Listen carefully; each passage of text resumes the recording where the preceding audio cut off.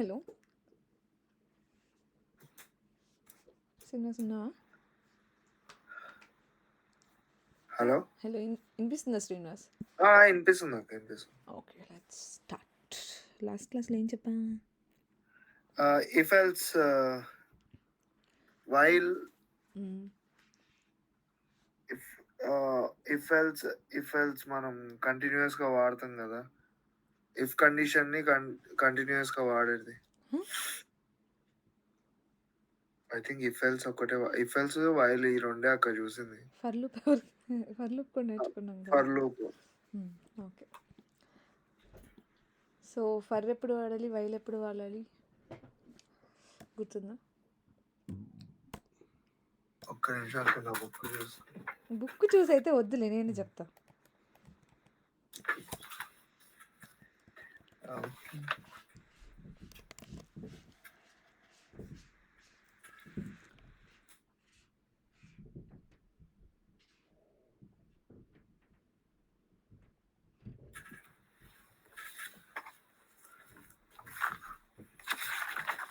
నేను చెప్తాలే విను, నువ్వు మళ్ళీ రేపు రివైజ్ చేసుకో. ఓకే అక్క. సో ఫర్ లూప్ మనము స్టార్టింగ్ అండ్ ఎండింగ్ కండిషన్ తెలిసినప్పుడు విల్ గో ఫర్ లూప్ అనమాట. అదే మనకి ఎన్నిసార్లు ఇటరేట్ అవుతుంది, ఎన్నిసార్లు ఆ లూప్లోకి వెళ్తుందో మనకి ఎండ్ కండిషన్ ప్రాపర్గా తెలియనప్పుడు మనం వైల్కి వెళ్తాం. ఓకే, కానీ 2 సార్లు ఏమవ్వాలి, ఫర్లో అండ్ వైల్లోని ఓన్లీ మనం రాసుకున్న కండిషన్ సాటిస్ఫై అయితేనే లూప్లోకి వెళ్తుంది కదా. నీకు గుర్తుందా? సో ఫర్ ఎగ్జాంపుల్ ఫర్ ఇంట్ I = 0, I less than 10, I++. ఏమంటాం ఈ I++ని? ప్లస్ని ఏమంటాం? Increment. Very good, increment operator. అదే మైనస్ అయితే డిక్రిమెంట్. ఓకే, సో దీన్ని ఏమంటాం, ఈ పార్ట్ని ఏమంటాం? ఈ ఇంట్ I = 0 ఈ పార్ట్ని మనం ఏమంటాం? ఇనిషియలైజేషన్ అక్క. ఈ మధ్యలో దాన్ని ఏమంటాం?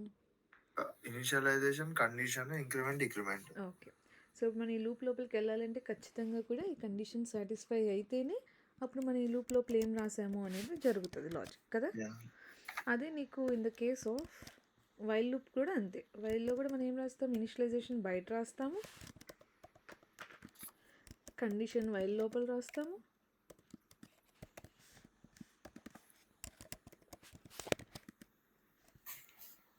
ఇంక్రిమెంట్ అండ్ డిక్రిమెంట్ మనకు కావాలనుకుంటే మనం లాస్ట్ స్టేట్మెంట్లో రాస్తాం కదా. దీనికి ఏం ఎగ్జాంపుల్ చూపించాను నీకు ఈ వైల్ ప్రోగ్రామ్కి? వైల్ ప్రోగ్రామ్ కి మనము అది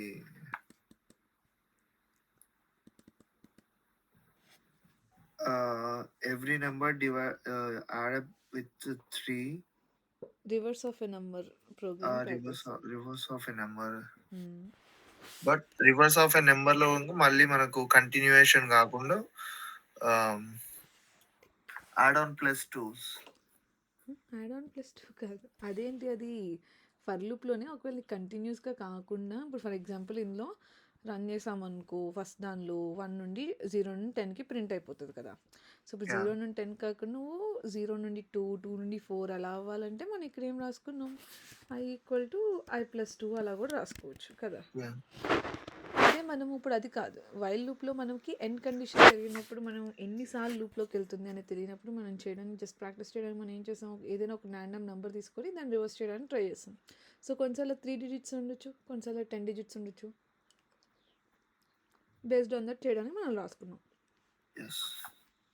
ఇప్పుడు డూ వైల్కి వచ్చేసరికి ఏంటంటే, ఇంకా వైల్ అంటే నీకు కండిషన్ సాటిస్ఫై అయితేనే లోపలికి వస్తుంది. బట్ డూ వైల్లో నీకు అట్లీస్ట్ ఒక్కసారైనా సరే, ఇర్రెస్పెక్టివ్ ఆఫ్ కండిషన్, నీకు కనుక లూప్ ఎగ్జిక్యూట్ అవ్వాలనుకుంటున్నావు అనుకో, అప్పుడు you go for do while అనమాట.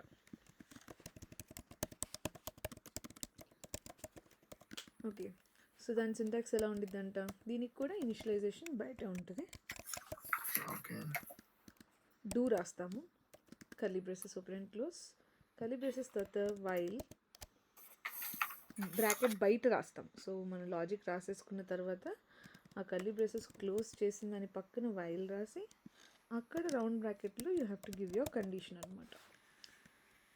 సో ఇప్పుడు దీనివల్ల ఏమైపోతుంది, ఫస్ట్ మనం ఇక్కడ ఏం చెక్ చేయట్లేదు కదా. సో జావా ప్రోగ్రామ్ ఎప్పుడు కూడా టాప్ టు బాటమ్ రన్ అవుతాయి.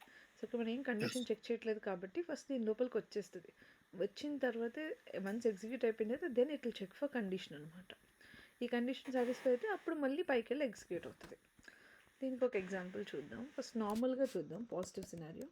లైక్ ఇంత ఈక్వల్ టు 0 రాశాను, system.out.println అని పెట్టాను, ఐ ప్రింట్ చేస్తున్నాము, ఐ వాల్యూని i++ రాసుకుంటున్నాం లాస్ట్ దానిలో. కండిషన్ ఏమో ఒక 10 నెంబర్స్ వరకు పెట్టుకుందాం. దీని పక్కన సెమీకోలన్ కూడా ఇవ్వాలి. Okay,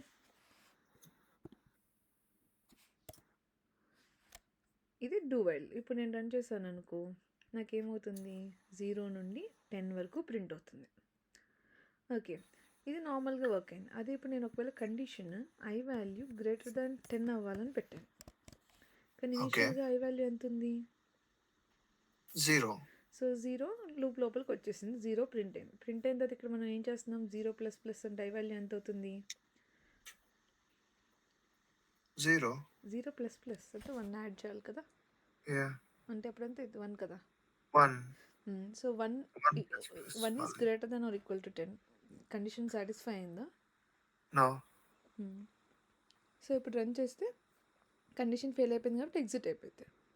so irrespective of condition, ఈ కండిషన్తో సంబంధం లేకుండా అట్లీస్ట్ ఒక్కసారైనా మనం రాసుకున్న లాజిక్ పై నుండి కింద వరకు ఎగ్జిక్యూట్ అవ్వాలంటే then you will go for do while loop అనమాట. ఓకే, అదే మనకి కండిషన్ అనేది చెక్ చేయాలి అనేసి అంటే ఇనీషియల్గానే అప్పుడు మనం వైల్కి వెళ్తాము. ఈ వైల్ అండ్ డూ వైల్ రెండు కూడా మనము మనకి ఎండ్ కండిషన్ తెలియనప్పుడు అంతవరకు మనము వాడుకోవచ్చు. అదే మనకి ఎండ్ కండిషన్ తెలిసిందనుకో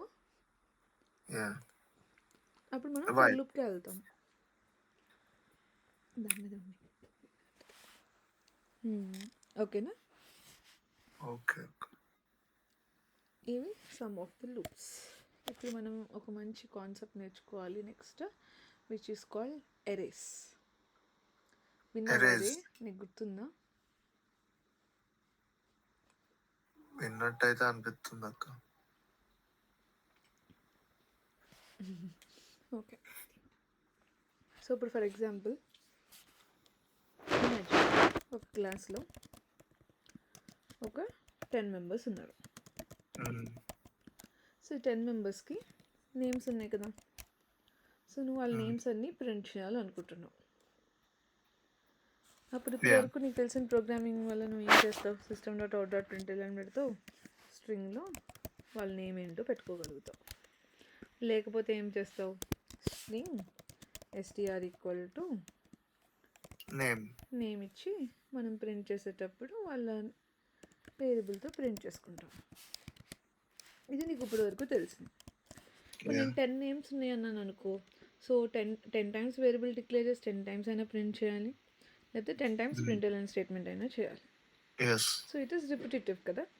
సో దాన్ని అవాయిడ్ చేయడం కోసం ఎప్పుడైతే మనకి సిమిలర్ టైప్ ఆఫ్ డేటా ఉన్నాయో అప్పుడు మన సిమిలర్ టైప్ ఆఫ్ డేటాని ఇండివిజువల్గా స్టోర్ చేసుకునే బదులు ఒకటే మెమరీ లొకేషన్లో స్టోర్ చేసుకుంటాం. సో జనరల్గా ఏమైంది, ఇప్పుడు నేను string str equal to name2, string str equal to name1 అని నేను ఇచ్చాను అనుకో, దీనికి జావా ఏం చేస్తుందంట, మన సిస్టంలోని ఒక బ్లాక్ని క్రియేట్ చేసుకుంటుంది,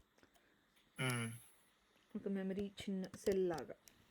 సో ఎవ్రీ వాల్యూ వెళ్ళి ఒక సెల్లోనే స్టోర్ అవుతుంది జావాలో. సో ఆ సెల్లో ఓన్లీ 1 వాల్యూ మాత్రమే మనం స్టోర్ చేయగలుగుతాం అనమాట. ఓకే, ఒక్క సెకండ్.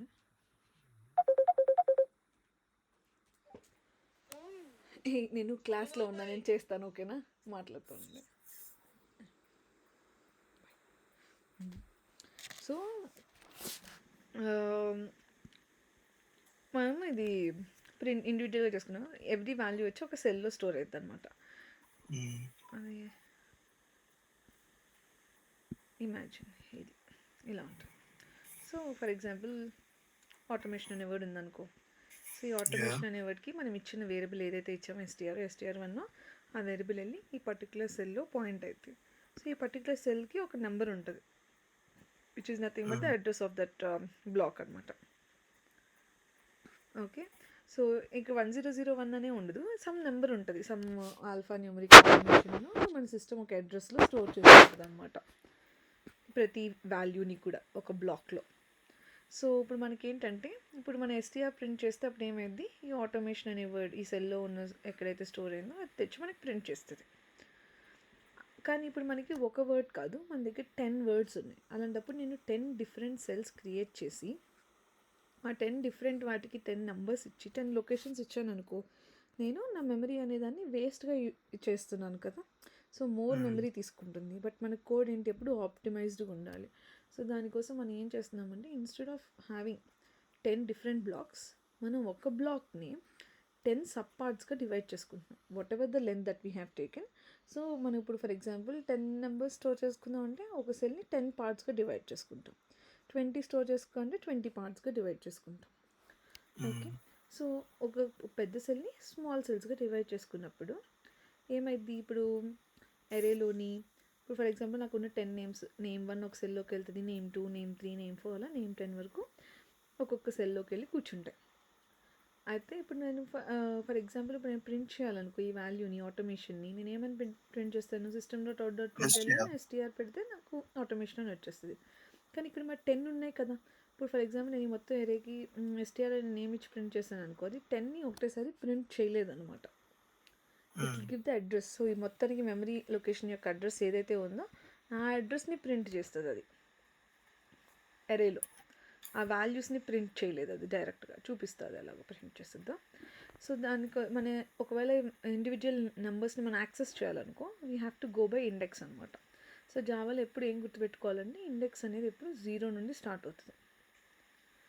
ఓకే. సో, ఈ ఫస్ట్ సెల్ యొక్క ఇండెక్స్ 0, 1, 2, 3 అలాగా. సో, ఇప్పుడు ఈ పర్టికులర్ ఎరే యొక్క సైజ్ ఎంత అని చెప్పొచ్చు మనం, ఎన్ని ఎలిమెంట్స్ ఉన్నాయి, 1, 2, 3, 4, 5 అంటే ఎరే యొక్క సైజ్ 5. బట్ దీని లాస్ట్ ఇండెక్స్ నెంబర్ ఎంత, 4. ఎప్పుడు కూడా జావాలో ఇండెక్స్ అనేది 0 నుండి స్టార్ట్ అవుతుంది. ఇప్పుడు మన ఎరే యొక్క సింటాక్స్ చూద్దాం. సో, ఒక ఎరేని ఎలా డిక్లేర్ చేస్తామంటే, ఫర్ ఎగ్జాంపుల్ నేను స్ట్రింగ్ ఎరే డిక్లేర్ చేద్దాం అనుకుంటున్నాను అనుకో. ఫస్ట్ అది ఏ డేటా టైపో అది రాయాలి. డేటా టైప్ రాసిన తర్వాత rectangle bracket open and close space ఏదైనా ఒక variable equal to curly braces లోపల you can specify those values అనమాట. ఇచ్చి సెమీకాలన్. ఇది బేసిక్ సింటాక్స్. ఓకే. ఇప్పుడు దీన్ని యూస్ చేసుకొని మనం రాద్దాం. ఇప్పుడు మనం తీసుకున్న డేటా టైప్ ఏంటి, స్ట్రింగ్ కదా. So, string rectangle bracket open and close ఏదైనా ఒక వేరియబుల్ తీసుకుందాము, ఈక్వల్ టు కర్లీ బ్రేసెస్ లోపల మనం ఇవ్వాల్సిన వాల్యూస్ డిక్లేర్ చేయాలి. ఈ రెక్టాంగిల్ బ్రాకెట్స్ ఎందుకు పెట్టినాం అక్క మరి? ఈ రెక్టాంగిల్ బ్రాకెట్ ఏం ఇండికేట్ చేస్తుంటే అది ఒక ఎరే అని ఇండికేట్ చేస్తుంది. ఓకే.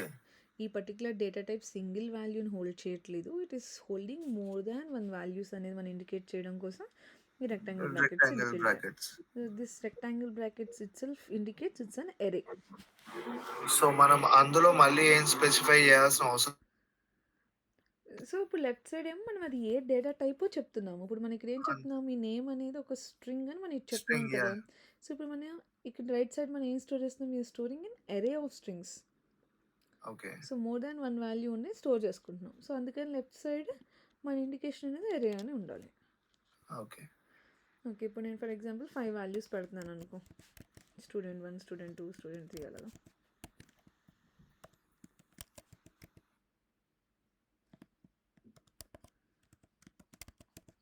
ఇప్పుడు ఈ ఎరే యొక్క సైజ్ ఎంత చెప్పు, 5. ఎరే యొక్క లాస్ట్ ఇండెక్స్ ఎంత, 4.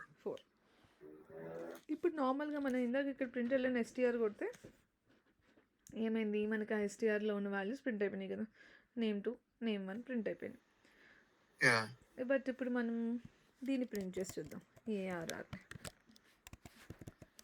సో, ఇప్పుడు ఈ వేరియబుల్ని కనుక మనం ప్రింట్ చేసి చూస్తే ఈసారి మనకు అవుట్పుట్ బదులు సమ్ నెంబర్ వచ్చింది.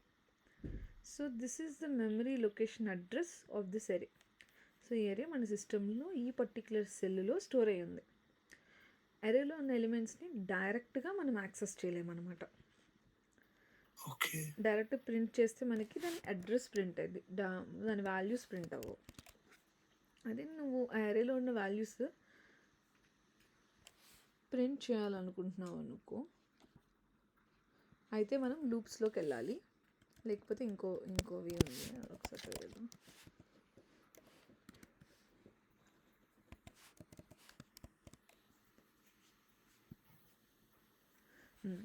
సో ఒకవేళ నువ్వు డైరెక్ట్గా వేరియబుల్ని మాత్రమే ప్రింట్ చేస్తున్నావు అనుకో, నీకు అవి అడ్రస్ని మాత్రమే ప్రింట్ చేస్తుంది. అదే నువ్వు వాల్యూస్ కూడా కావాలి, ఒకటేసారి ప్రింట్ అయిపోవాలి అంటే ఎరేస్ అనే ఒక క్లాస్ ఉంది.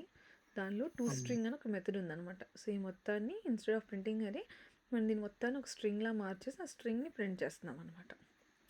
చూస్తే నీకు ఇక్కడ రైట్ సైడ్ ఇలా రెక్టాంగిల్ బ్రాకెట్లో కనిపిస్తుంది. అప్పుడు వాల్యూస్ అది సెకండ్ది రాయడం వల్ల వచ్చిందనమాట. సో toString అనే మెథడ్ వాడుకోవచ్చు ఎరేస్ క్లాస్లో ఉన్నది in order to print out the values. ఇప్పుడు అలా కాదు, ఇప్పుడు ఇదేంటి సెట్ ఆఫ్ వాల్యూస్లో ప్రింట్ అయిపోయింది, కానీ నాకు 4th ఇండెక్స్ దగ్గర ఉన్న వాల్యూ ఎంతో ప్రింట్ అవ్వాలి. ఓన్లీ నాకు ఒక్క వాల్యూ చాలు. అలాంటప్పుడు నేను ఏం చేయొచ్చు, system.out.println ARR రెక్టాంగిల్ బ్రాకెట్లో ఈ వేరియబుల్ ఏదైతే ఇచ్చామో ఆ వేరియబుల్ నేమ్ రెక్టాంగిల్ బ్రాకెట్లో ఆ ఇండెక్స్ వాల్యూ మనకి ఏది ప్రింట్ అవ్వాలనుకుంటున్నామో అది ఇవ్వాలి. ఇప్పుడు నేను 4th ఇండెక్స్ ప్రింట్ చేయాలనుకుంటున్నాను, ARR of 4 అంటుంది. సో ఇప్పుడు ARR of 4 అంటే 0 1 2 3 4 ST5 అనేది మనకు అవుట్పుట్లో రావాలి. వచ్చిందా? అదొకటి. అదే నాకు ఒకవేళ ఇప్పుడు నేను ఇనీషియల్గా డిక్లేర్ చేసినప్పుడు ST1 ST2 ST3 ఇచ్చాను కదా. సో నేను దీనిలో 3rd పొజిషన్లో ఉన్న దానికి వాల్యూ మార్చాలనుకుంటున్నాను. అప్పుడు నేను ఏం చేయొచ్చు, ST of 3rd position index ఇచ్చి ఈక్వల్ టు మనం మార్చాలనుకున్న వాల్యూని ఇవ్వచ్చు.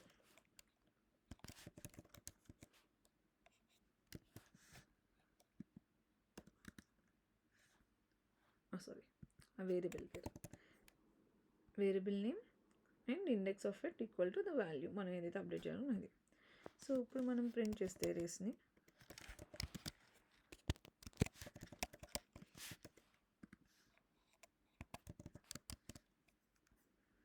అప్డేటెడ్ వాల్యూస్తో ప్రింట్ అవుతుంది.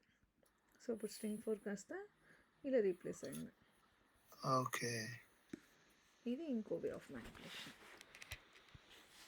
అండ్ ఒకవేళ మనం అన్ని వాల్యూస్ని ఇలా రెక్టాంగిల్ బ్రాకెట్స్లో కాకుండా ఇండివిజువల్గా ప్రింట్ చేసుకోవాలనుకో, ఇవన్నీ సిరీస్లోనే ఉన్నాయి కదా. So 0th index, 1st index, 2nd index, 3rd index, so సిరీస్లో ఉన్నాయి. మనకి లెంత్ వరకు వెళ్ళాలని తెలుసు. సో మనకి ఇనీషియల్ కండిషన్ తెలుసు, ఎండ్ కండిషన్ తెలుసు. అప్పుడు మనం ఏ లూప్ వాడుకోవచ్చు మూడిట్లో? ఫర్ లూప్లో కదా మనకి ఎండ్ కండిషన్ తెలిస్తే వాడుకునేది. ఎండ్ కండిషన్ తెలియనప్పుడు వైల్ లూప్కి వెళ్ళాలి. ఓకే, సో ఇప్పుడు మనకు స్టార్ట్ కండిషన్ ఒకటే తెలుస్తుంది వైల్ లూప్లో అయితే. అదే ఇప్పుడైతే స్టార్ట్ అండ్ ఎండ్ రెండు, ఫర్ లో స్టార్ట్ ఎండ్ రెండు తెలుసు మనకు తెలుస్తుంది. సో బికాజ్ మనకి ఇండెక్స్ 0 నుండి స్టార్ట్ అవుతుంది కాబట్టి i equal to 0, i less than ఎక్కడి వరకు ఇటరేట్ అవ్వాలి, until the length of this array. So array క్లాస్లోనే మనకు ఒక మెథడ్ ఉంది. సో ARR ఈ వేరియబుల్ ఏదైతే ఎరే డిక్లేర్ చేస్తామో ఆ వేరియబుల్ డాట్ లెంత్ మనకి లెంత్ని ఇస్తుంది. సో ఇక్కడ నేను less than or equal to ఎందుకు పెట్టట్లేదు నువ్వు చెప్పాలి. ఇప్పుడు ఒకవేళ నేను ఇక్కడ ఈక్వల్ టు పెడితే ఏమయ్యేది, లెంత్ ఆఫ్ ద ఎరే ఎంత?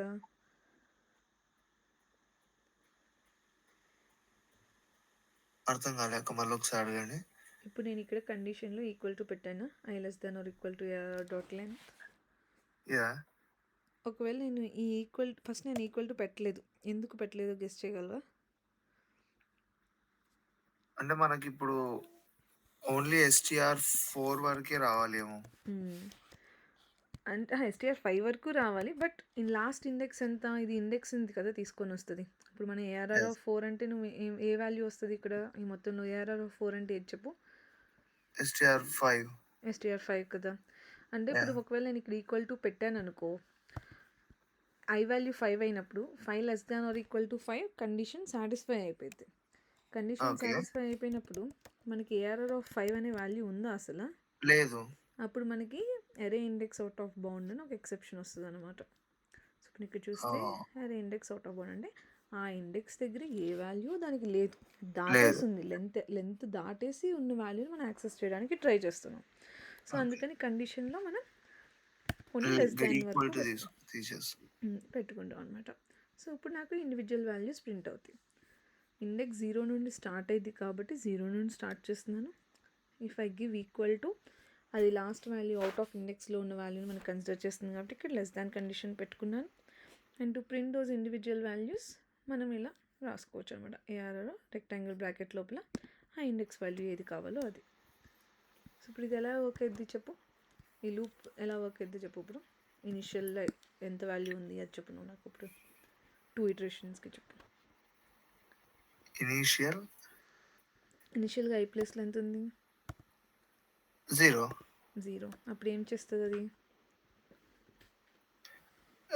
str1 ని ప్రింట్ చేస్తుంది. కండిషన్ చెక్ చేయాలి కదా. సో 0 ఈజ్ లెస్ దాన్ ఈ లెంత్ ఎంత? లెంత్ 4. లెంత్ 4 కదా అక్క. 0 1 2 3 అది 4 కదా. ఇండెక్స్, అవి ఇండెక్స్లు. అదే డిఫరెన్స్ నువ్వు గుర్తుపెట్టుకోవాల్సింది. సో ఇండెక్స్లు ఎప్పుడు 0 నుండి స్టార్ట్ అవుతాయి, బట్ లెంత్ అంటే మీనింగ్ ఏంటి? ఎన్ని వాల్యూస్ ఉన్నాయని కదా. సో అయితే 5. So 0 is less than 5 condition satisfied. అప్పుడు ఏమవుతుంది? అది లోపలికి వచ్చి ఇక్కడ ఏమవుతుంది? ప్రింట్ చేస్తుంది. కండిషన్ సాటిస్ఫై అయింది కనుక అది వాల్యూ ప్రింట్ చేస్తుంది. ఏ వాల్యూ ప్రింట్ చేస్తే? ఇప్పుడు index value ARR of I ప్లస్లో ఎంత ఉంది మనకి? 0. ఏఆర్ఆర్ ఆఫ్ 0లో ఎంత ఉంది? st1. సో ST1ని మనకి ప్రింట్ చేస్తుంది. నెక్స్ట్ ఏమవుతుంది? మళ్ళీ ఇంక్రిమెంట్ జరుగుద్ది. అప్పుడు ఐ వాల్యూ ఎంతకు మారింది? 1 ఈజ్ లెస్ దెన్ 5. సో మన సెకండ్ st2 వస్తుంది. Very good. ఓకే. సో అట్లా 4 వరకు. ఎప్పుడైతే ఐ వాల్యూ 5 అయిందో అప్పుడు ఏమవుతుంది? ఇప్పుడు కండిషన్ అనేది సాటిస్ఫై కాలేదు. సో లూప్లో నుండి బ్రేక్ అయి బయటకు వచ్చేస్తుంది. ఇది ఒకటి. ఇప్పుడు మరి మనకి వాల్యూస్ ప్రతిసారి ఇప్పుడు ఫర్ ఎగ్జాంపుల్ క్లాస్లో 10 మెంబర్స్ ఉన్నారనుకో, ఫస్ట్ రోజు ఓన్లీ 5 మెంబర్సే జాయిన్ అవ్వచ్చు, రిమైనింగ్ మెంబర్స్ తర్వాత ఎప్పుడైనా జాయిన్ అవ్వచ్చు నెక్స్ట్ వీక్లోనే. అలాంటప్పుడు మనం ఇలా ఫిక్స్డ్గా వాళ్ళ నేమ్స్ ఇచ్చేయలేము కదా. ఇప్పుడు మనకి 10 మెంబర్స్ వస్తారని ఖచ్చితంగా తెలుసు, కానీ వాళ్ళ డీటెయిల్స్ మనకు తెలియదు. కొన్ని తెలుసు, కొన్ని తెలియదు. కానీ మనకి డెఫినెట్గా ఏం తెలుసు? ఓన్లీ మనకి 10 మెంబర్స్ మాత్రమే వస్తారని తెలుసు. అలాంటప్పుడు ఈ అరేని ఎలా డిక్లేర్ చేయాలంటే, ఇదేంటి మనకి వాల్యూస్ తెలిసినప్పుడు ఇచ్చిన ప్రాసెస్. మనకి వాల్యూ తెలియలేదనుకో, అప్పుడు మన అరేని ఎలా డిక్లేర్ చేయాలంటే ఇది formula. Data type rectangle bracket open and close ఏదైనా వేరియబుల్ ఈక్వల్ టు న్యూ అనే కీవర్డ్ వాడాలి. మళ్ళీ డేటా టైప్. ఈసారి రెక్టాంగిల్ బ్రాకెట్ రైట్ సైడ్ రాసినప్పుడు దానిలో సైజ్ ఇవ్వాలన్నమాట. ఎన్ని బ్లాక్స్ క్రియేట్ అవ్వాలి, ఆ సెల్ అనేది ఎన్ని పార్ట్స్గా డివైడ్ అవ్వాలని లెంత్ మనం ఇవ్వాలన్నమాట. ఇది సింటాక్స్. ఇప్పుడు ఇంటిజర్ అరే చేద్దాం. ఇందాక స్ట్రింగ్ చేసాం కదా. సో డేటా టైప్ ఏం రాయాలి? ఇంట్ rectangle bracket open and close variable equal to new ఇంట్ మనం ఇష్టం వచ్చిన సైజ్. ఇప్పుడు ఫర్ ఎగ్జాంపుల్ 6 తీసుకుందాం. ఓకే.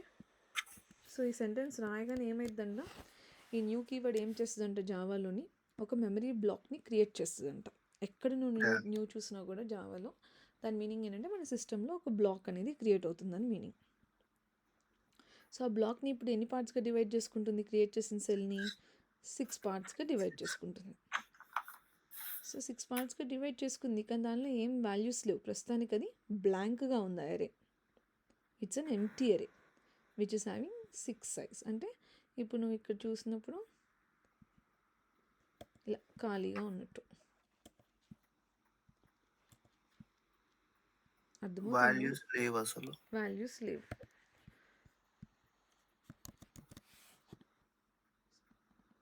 సో సో మనం ఎప్పుడైతే న్యూ కీవర్డ్ వాడామో ఇలా ఒక సెల్ క్రియేట్ చేసుకొని దాన్ని 6 పార్ట్స్గా డివైడ్ చేసుకొని పెట్టుకొని ఉంటుంది అనమాట మన సిస్టమ్ లోపల.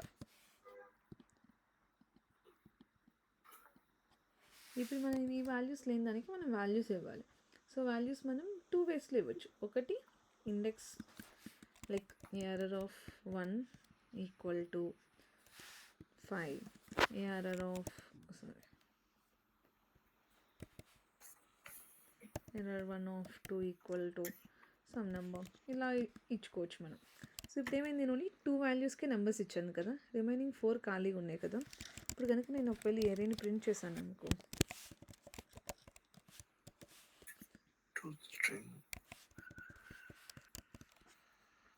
నాకు 2 వాల్యూస్ ప్రింట్ అయ్యి రిమైనింగ్ అన్ని నల్ వచ్చినాయి.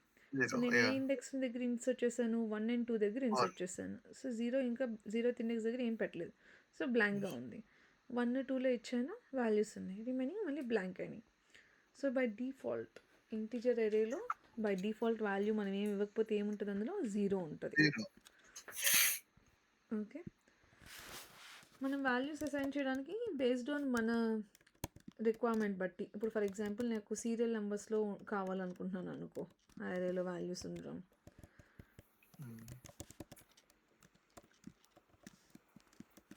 లేకపోతే 2 ఇంక్రిమెంట్స్లో వేసుకుందాం. అప్పుడు మనం ఏం రాసుకోవచ్చు, error of I equal to 5, I into 2 రాశాను అనుకో. ఓకే, 0 into 2 0 ఫస్ట్ దానిలో స్టోర్ అయింది, 1 into 2 స్టోర్ అయింది. అలా ఇప్పుడు మనం దీన్ని ఇక్కడే మనం ప్రింట్ చేసేసుకోవచ్చు కావాలంటే, ఎంత ఉంది ఆ ఎరేలో వాల్యూ అనేది. or else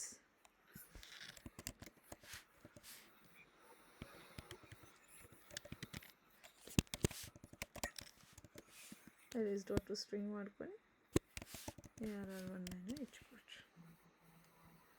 ఇప్పుడు డిఫరెన్స్ గమనిస్తే ఫస్ట్ ఏమో 5 and 10 ఉన్నాయి అందులో వాల్యూస్, రిమైనింగ్ అన్ని బ్లాంక్ ఉన్నాయి. బట్ సెకండ్ టైం అన్ని వాల్యూస్ అసైన్ చేస్తున్నాం with the help of this logic I into 2. So ఆ వాల్యూస్ అన్ని ఒకటేసారి ప్రింట్ చేయాలంటే arrays dot to string వాడుకోవాలి. అదే మనం ఇండివిజువల్గా ప్రింట్ చేయాలనుకుంటే ఫర్ వాడుకోవాలి.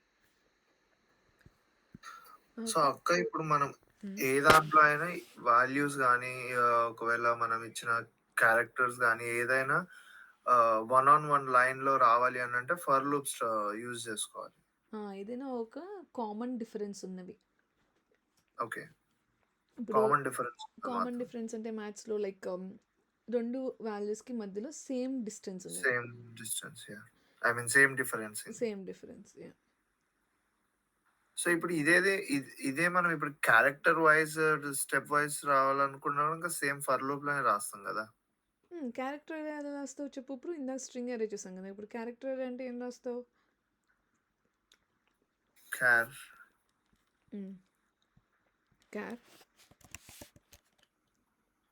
అంటే ఇప్పుడు అరేస్ లో మనం నెంబర్స్ ని పెట్టినాం కదా, అలానే నువ్వు క్యారెక్టర్ స్టోర్ చేసుకోవాలి, క్యారెక్టర్ అరే రాయాలి. సో ఇక్కడ ఏం చెప్పాం మనం formula, data type rectangle bracket character అరే చేయాలంటే ఇక్కడ ఏం రాయాలి, క్యార్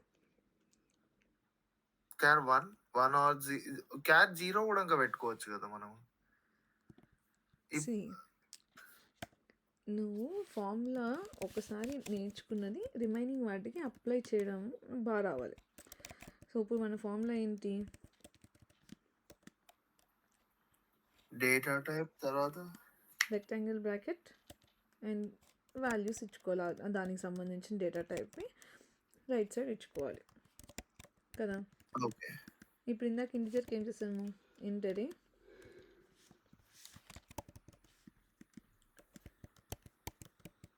ఇలా సంథింగ్ ఇచ్చుకోవచ్చు. స్ట్రింగ్ ఏం చేస్తాము,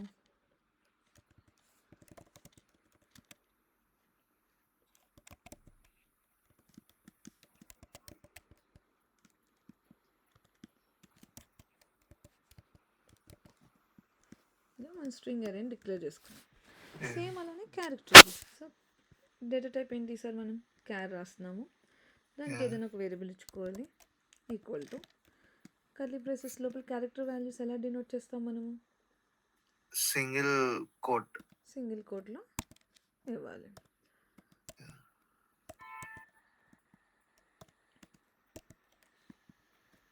అలా ఇచ్చుకోండి. System out tell them array.toString ఈసారి char. క్యారెక్టర్ సిహెచ్ అనే వేరియబుల్లో స్టోర్ చేస్తాం కాబట్టి దాన్ని ఇస్తాం. సో అందులో ఉన్న వాల్యూస్ ప్రింట్ అయ్యింది. ఓకే. సో ఇప్పుడు మనం క్యారెక్టర్ చేసాం కదా, నువ్వు డబుల్ వాల్యూస్ అండ్ ఈ క్యారెక్టర్ని విత్ ఫర్ లూప్ ఇవాళ చేసిన అన్ని డేటా టైప్స్ ప్రాక్టీస్ చేయడానికి ట్రై చేయి. ఓకే. అండ్ రిమైనింగ్ ఈ టైము నువ్వు టెస్ట్ కేసెస్ రాసి 25 minutes రేపు చూపించు. ఓకేనా? రేపు మళ్ళీ ఓకే. కంటిన్యూ